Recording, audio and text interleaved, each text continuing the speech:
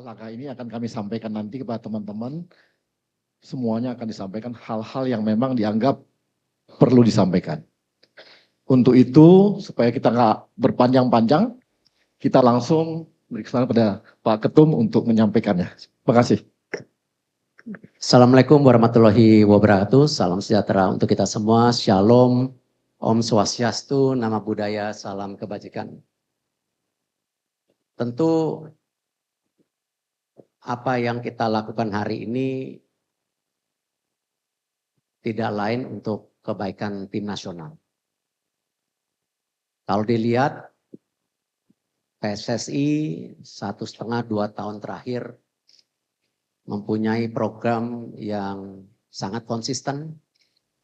Kita bisa lihat bagaimana keseriusan kita membangun tim nasional putri, juga kejuaraan-kejuaraan untuk U17, U19. Kita lakukan semua dengan segala prioritas dan juga target-target yang kita lakukan secara bersama-sama. Dan kita lakukan secara transparan tanpa ada agenda tertutup. Tentu kita mengucapkan terima kasih kepada kinerja Coach Sintayong selama ini. Dan hubungan saya sangat baik. Dan kita lakukan yang terbaik untuk program-program yang dikehendaki. Tetapi tentu dinamika daripada tim nasional ini perlu juga menjadi perhatian khusus oleh kami dalam evaluasi. Kita melihat perlunya ada pimpinan yang bisa lebih menerapkan strategi yang tentu disepakati oleh para pemain. Ya, komunikasi yang lebih baik dan tentu implementasi program yang lebih baik juga secara menyeluruh untuk tim nasional. Dan Pak Marji sudah ketemu Coach Sintayong tadi pagi dan Coach Sintayong sudah menerima ya surat menyuratnya. Nanti tentu ada proses yang berikutnya mengenai hubungan kita yang sudah berakhir. Dan saya mengucapkan sekali lagi terima kasih. Dan kami sudah mendapatkan calonnya. Nanti juga kita undang semua media untuk press conference berikutnya di tanggal 12 nanti. Kurang lebih jam 4 sore. Jadi kalau ada dari pihak media atau teman-teman yang ingin tanya jawab nanti langsung saja dengan pelatih penggantinya. Ya. Tanggal 11 malam sudah mendarat. Tanggal 12 nanti kita beri kesempatan untuk media bisa melakukan tanya jawab. Dan tentu beberapa agenda yang kita akan lakukan untuk hari Minggu dan Senin, ya pertemuan dengan Exco, pertemuan dengan Menpora, kunjungan mengenai fasilitas yang kita yang dipergunakan.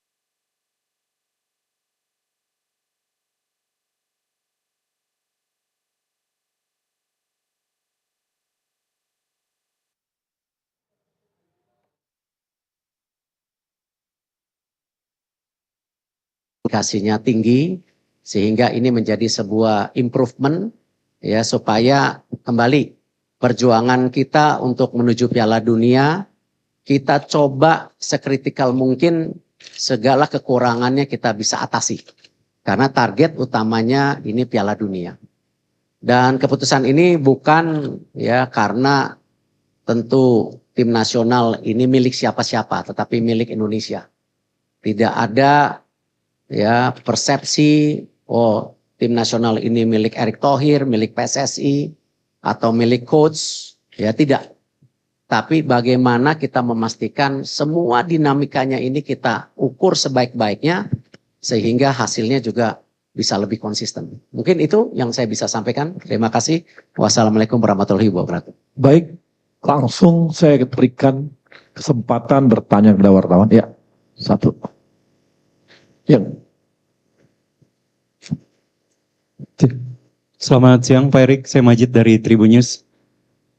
Pertama Pak Erik, mungkin dengan adanya pemerintah ini beberapa hari lalu, belakangan ini juga publik kita terbelah ya Pak Erik ya. Ada yang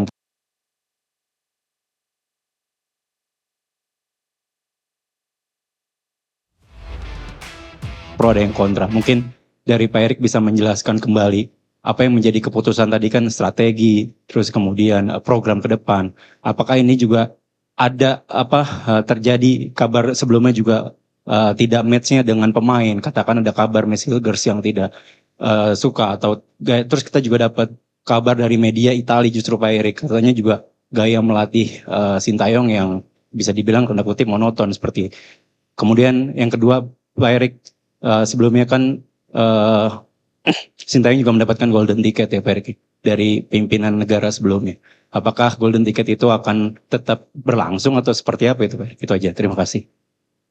Ya tentu mengenai golden visa saya nggak bisa menanggapi, itu kan memang bagian dari bukan tupoksi kami gitu. Sama juga saya tidak bisa menanggapi tulisan media yang ada di luar negeri seperti Gulf, Tuto, Euro Reporter dan lain-lain. Ya tentu mereka punya penilaian sendiri dan saya rasa mereka punya pandangan sendiri. Saya juga nggak mau komen dengan hal-hal seperti itu. Tapi saya mengapresiasi berita-berita seperti yang di New York Times juga ditulis oleh beberapa media luar negeri yang menyatakan bahwa pembangunan tim nasional Indonesia sudah ke arah yang baik dengan mensinkronisasi semua kepentingan di atas segalanya sehingga program ini transparan. Karena itu banyak sekali pemain-pemain berkualitas yang bergabung. Itu yang saya apresiasi. Kalau saya lihat memang dinamika ini cukup kompleks. Kalau saja waktu itu kita mengambil keputusan yang tergesa-gesa mungkin kurang baik juga. Tetapi kita sudah dirasakan sejak pertandingan, bahkan sebelum pertandingan Indonesia melawan China. Ya, cuman waktunya terlalu mepet waktu itu. Waktunya terlalu mepet dan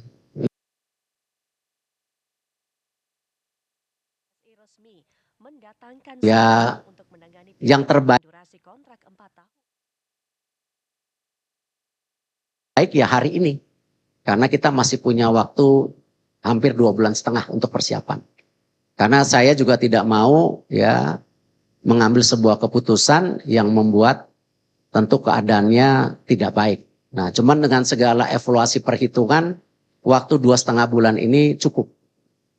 Ya, tidak tergesa-gesa hanya pada saat waktu dinamika yang terjadi Indonesia lawan China waktu itu.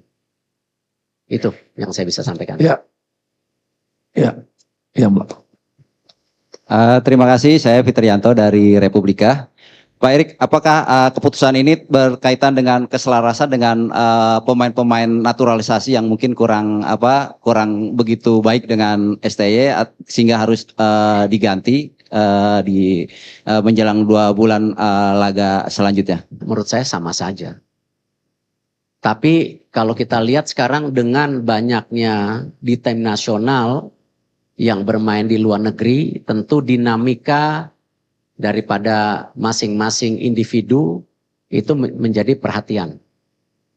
Dan kalau kita lihat nanti salah satunya di tanggal 12 malam rencana ada pertemuan pemain-pemain tim nasional kita yang berkarir di Liga Indonesia untuk bertemu pelatih baru.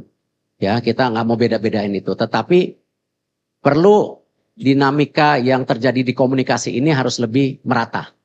Ya, jadi tidak ada pemain juga yang terjebak, pemain ini baik, pemain ini kurang. Menurut saya itu bukan judgement yang baik.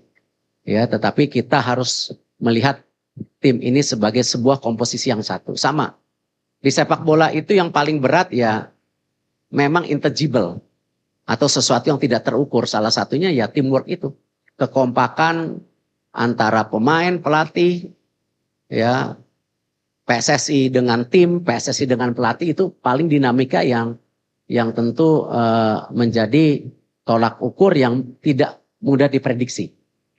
Tetapi yang tadi saya sampaikan, kalau kita coba sebaik-baiknya, paling tidak titik-titik ini kita bisa kurangi gitu.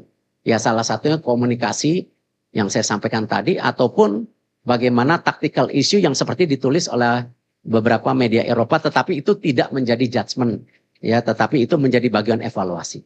Gitu. Ya.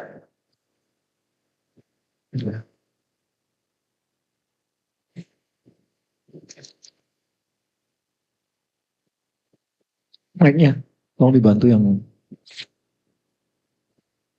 Cek. Selamat siang Pak Erik, saya Sony dari Kumparan.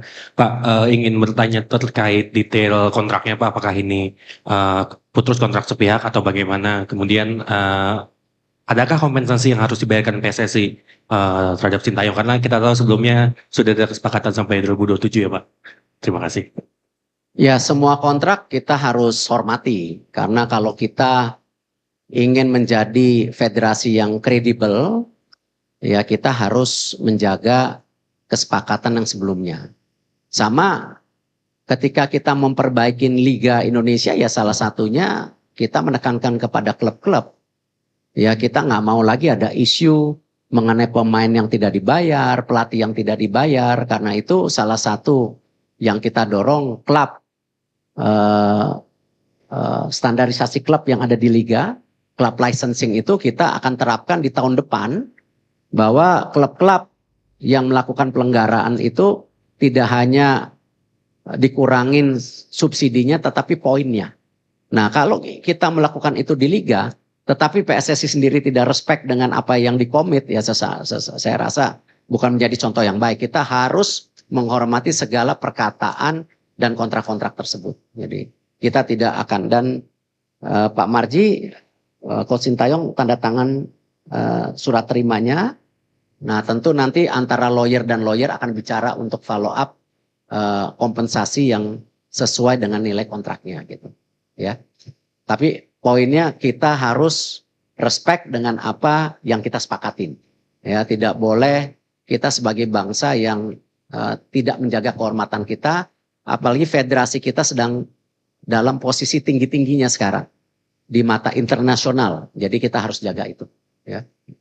baik nih.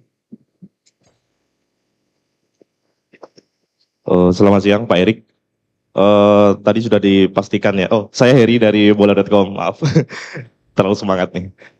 Dalam beberapa hari terakhir setelah isu pemecatan Sintayong kan muncul di beberapa media sosial bahwa ada nama-nama yang muncul. Ada yang menyebut Patrick Kluivert, ada yang menyebut ini itu. Mungkin bisa dipastikan siapa Pak penggantinya Sintayong di timnas Indonesia. Kemudian kedua untuk Pak Marji, tadi pagi disebutkan Pak Marji bertemu dengan Coach Shin. Mungkin apa yang disampaikan Pak Marji kepada Coach Shin mungkin, dan apa yang disampaikan Coach Shin kepada Pak Marji bisa diceritakan. Itu aja, terima kasih. Pak Marji, silakan Pak Marji. Terima kasih Pak Ketum. Saya perlu sampaikan berkaitan dengan pertemuan saya dengan Coach Shin. Alhamdulillah semuanya berjalan dengan baik, smooth, tidak juga ada persoalan apa-apa. Prinsipnya Coach Shin menerima keputusan pemutusan hubungan kerja antara PSSI dengan Coach Sintayong, dan Coach Shin mengucapkan terima kasih atas kepercayaan yang sudah diberikan PSSI kepada Coach Shin selama kurang lebih hampir 5 tahun. Dan pesannya Coach Shin mudah-mudahan timnas bisa lolos ke Piala Dunia. Itu aja. Untuk pelatih-pelatih yang diinterview memang ada 3 nama waktu itu. Dan juga berikut beberapa asisten sebagai opsi untuk pendamping pelatih. Karena kita yakini tidak ada pelatih yang sempurna. Pasti masing-masing pelatih punya kekurangan. Nah memang salah satu kandidat yang saya interview yang namanya disebutkan tadi. Tapi daripada menebak-nebak, kan tadi saya bilang tanggal 11 sampai tanggal 12 nanti ada press conference jam 4. Lebih baik media bisa bertanya langsung kepada pelatih yang tentu kita sudah sepakati. Gitu. Oke, yang pojok. Halo, selamat siang. Saya Dwiki dari BBC Indonesia. Saya mau bertanya, kan pergantian pelatih ini kan ada di tengah-tengah pada saat kualifikasi Piala Dunia yang sedang sebenarnya dalam posisi yang positif gitu ya. Sempat ada pemikiran nggak dari Pak Ketum dan juga tim PSSI keseluruhan bahwa jika mengganti pelatih di tengah jalan seperti ini akan menjadi blunder besar bagi PSSI? Seperti itu. Terima kasih. Saya rasa hal yang biasa, memang untuk posisi kualifikasi Piala Dunia ini juga banyak negara-negara mengganti pelatihnya. Tinggal dihitung resikonya. Makanya tadi saya ceritakan kejadian di China itu sebelum pertandingan bahkan sudah terjadi dinamika yang cukup tinggi. Ya Pak Marzi, benar ya. Tapi kita berhitung-hitung, kalau itu dilakukan saat itu tentu jarak ke pertandingan berikutnya terlalu singkat. Dan hari ini yang terbaik karena kita masih punya waktu 2,5 bulan. Dan tentu resiko-risiko tetap ada. Tetapi lebih baik kita mengambil resiko daripada menyesal di kemudian hari. Nah, dan kita juga mencari tentu figur-figur yang tadi kita yakini bisa memberikan extra effort dari dinamika komunikasi, leadership, ataupun taktikal bermain yang bisa kita harapkan. Itu sih. Pak, sedikit lagi Pak, satu lagi Pak. Berarti apakah dengan kata lain bisa dibilang kegagalan di AFF menjadi faktor terbesarkah atau tidak sebenarnya? Gini, semua pertandingan yang kita ikutin ya pasti ada evaluasinya. Tadi saya bilang kan kita melihat dari pertandingan Indonesia-China. Memang dipikir terlalu ambisius tapi tidak, karena kita menghitung strategi-strategi atau target-target angka-angka kemenangan itu kan kita sudah hitung waktu itu. Ya, gimana kalau kita waktu itu kalah dengan Saudi? Ada press conference hari ini enggak? Ya, nggak usah diomongin, udah pasti gagal Piala Dunianya. Karena poinnya sudah tidak ada. Justru di 4 pertandingan berikutnya ini ya kita berharap kita menimba poin gitu. Jadi sekecil apapun yang menjadi tentu ini kita harus perbaikin. Itu yang kita harapkan. Ya, Ya, pojok. Ini orang bola. Yang itu, yang pojok itu pojoknya.